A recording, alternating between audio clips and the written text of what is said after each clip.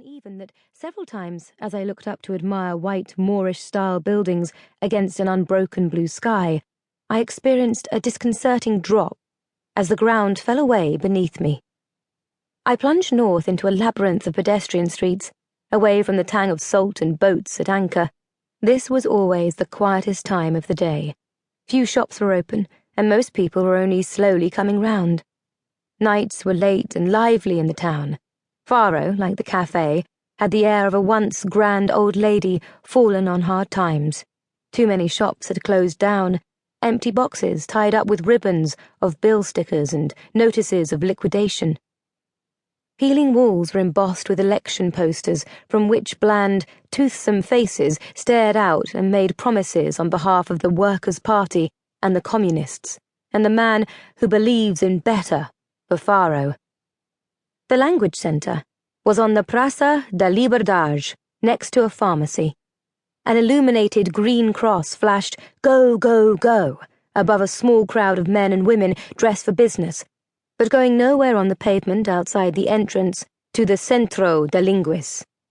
They watched the closed door with palpable impatience.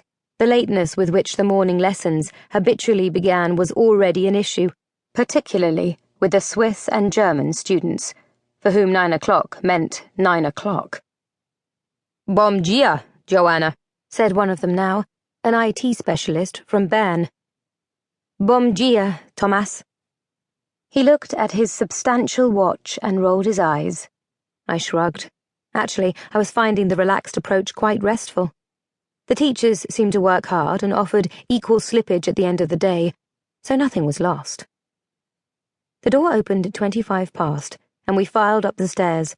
2 Swissmen, 2 Germans, a man and a woman, a Belgian woman, a Dutch woman, an Italian man, an Irish man, and me, all professionals and business people eager to learn Portuguese.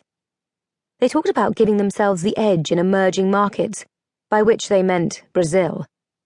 Most of them would have gone straight to Rio de Janeiro to learn the language, had they been able to afford it. Portugal was cheap. There were 300 days of sunshine a year, but it was no place to be working unless there was a specific deal to be made. The owner of the language centre, Senhora Davim, greeted us cheerfully outside the open door of her office. She was a fleshy, middle-aged woman with penciled brows and immaculate red lipstick applied over thick foundation. Despite the August heat, she was packed into a dark suit, from which a froth of silky blouse burst when she undid the front buttons. We took our places in the classroom. My first few days in the country, I was astonished by how many Russian tourists there were here, chattering in the shops and streets. Then I realized, to the uninitiated, Portuguese sounds like Russian. The language is nothing like the soft sing-song of Spanish or Italian. The sounds shush and slip around like the shining, sliding cobblestones under your feet. "Baleia cachalaccia morta," said Caterina, the teacher who took the first morning lesson each day. She was fairly young, though perhaps it was only the untamed frizzy hair that made me think that, along with the large round eyes.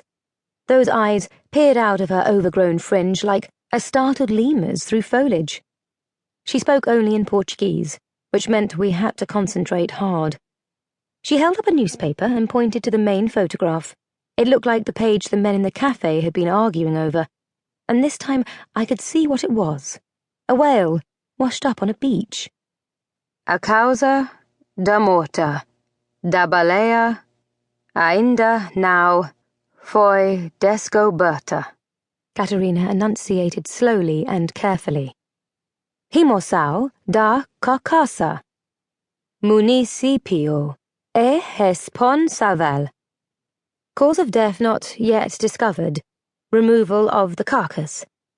The municipality was responsible." Caterina pointed to the whale's head. The chainsaw teeth were huge cones, she mimed, each the length of her dark-haired forearm. The door opened, and in sauntered Nathan, wearing ripped jeans. He'd gone native within the first few days as far as timekeeping was concerned.